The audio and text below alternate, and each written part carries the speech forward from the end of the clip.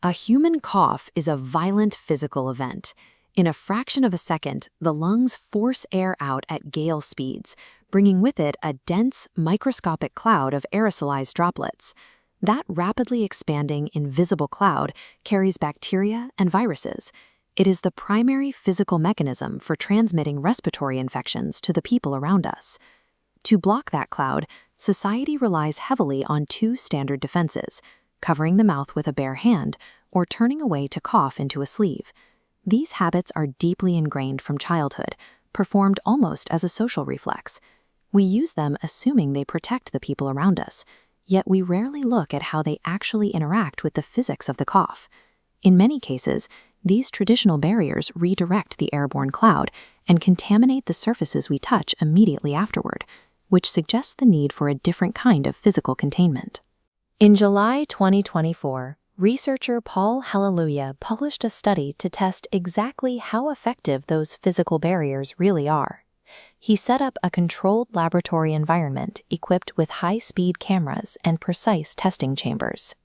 The research team brought in 100 diverse volunteers of varying ages and health conditions to perform a simple task: cough under 3 different conditions, so particle counters could track the exact dispersion of the droplets. Test A established the baseline by measuring the most common human reaction: coughing directly into an open, bare hand. This fluid dynamics diagram illustrates the hand method's immediate failure. Vector particles easily escape through gaps between the fingers. Test B evaluated the sleeve. As the diagram morphs, data shows moderate particles still blow out freely from the open sides of the curved arm. The sleeve performs better than the bare hand, but both strategies allow particles to bypass the barrier because they lack an enclosed seal. An open hand or a curved arm cannot physically trap a high-velocity aerosolized cloud.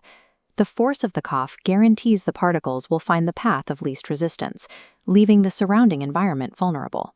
The researchers then introduced Test C, a novel intervention that requires no extra equipment, relying entirely on the subject's own clothing. The physical action is straightforward. You look down, pull the top of your shirt away from your chest, and cough directly into the enclosed space. When the high-speed cameras and particle counters tracked this method, the recorded droplet dispersion was significantly lower than in both previous tests. This cross-section diagram shows expelled particles being absorbed within the sealed fabric pocket, with almost zero escaping. For surface contamination, this comparative bar chart reveals a massive spike for hands, a moderate bar for sleeves, and a nearly flat line for shirts. This is a matter of practical contact. Bare hands touch doorknobs, and sleeves brush against shared desks, but the inside of a shirt rarely makes contact with communal surfaces. Pulling the shirt creates a sealed environment that addresses both airborne dispersion and the chain of surface transmission at the same time. Schools and workplaces are the primary settings where these findings matter most, crowded environments where respiratory transmission risk is highest. The study's results point to a clear advantage. A closed fabric environment contains particles more effectively than the gaps left by a hand or a curved arm. Based on these findings, the paper recommends that public health organizations update their official respiratory hygiene guidelines to include this method. The challenge is overcoming the psychological weight of our habits. We have to consciously break decades of ingrained muscle memory regarding how we instinctively respond to a sneeze or a cough. The next time you feel the urge to cough, instead of raising your arm, look down, pull your collar out, and aim inside the shirt. It is a minimal physical shift that creates a maximum barrier, blocking the path of transmission right at the source.